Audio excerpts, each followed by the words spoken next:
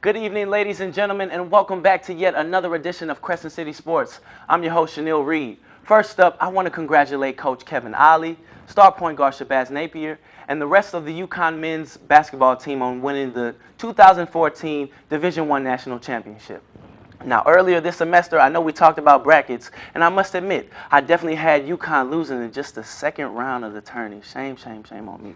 But they not only proved me wrong, but they proved the rest of you guys wrong. So for that, we want to take time to tell them congratulations.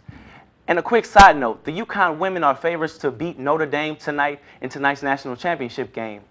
Now, if the Huskies were to win, this would be the second time in 4 years that both the UConn men and women were crowned national champs in the same year. Do the names of Maya Moore and Kimber Walker ring a bell? You think so? Well, all I know is that if I'm an upcoming high school basketball prospect, boy or girl, I'm definitely considering taking my talents to Storrs, Connecticut. Well, since we're speaking about champs, let's go back to New Orleans, where the Saints have agreed to terms with 12-time Pro Bowler and sure first ballot Hall of Famer Champ Bailey. Now, according to NFL Nation's Mike Triplett, the team has reached a 2-year deal with the star cornerback worth as much as $7 million.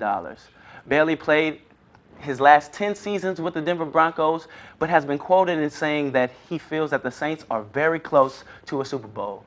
Now, there are some concerns about Bailey's age of 35. However, with the Saints' previous addition of Pro Bowl safety Jairus Byrd and the emergence of Kenny Vaccaro and Keenan Lewis, the Saints are due to, dare I say, have one of the best secondaries in the league next season. Cross your fingers, folks. Just please cross your fingers.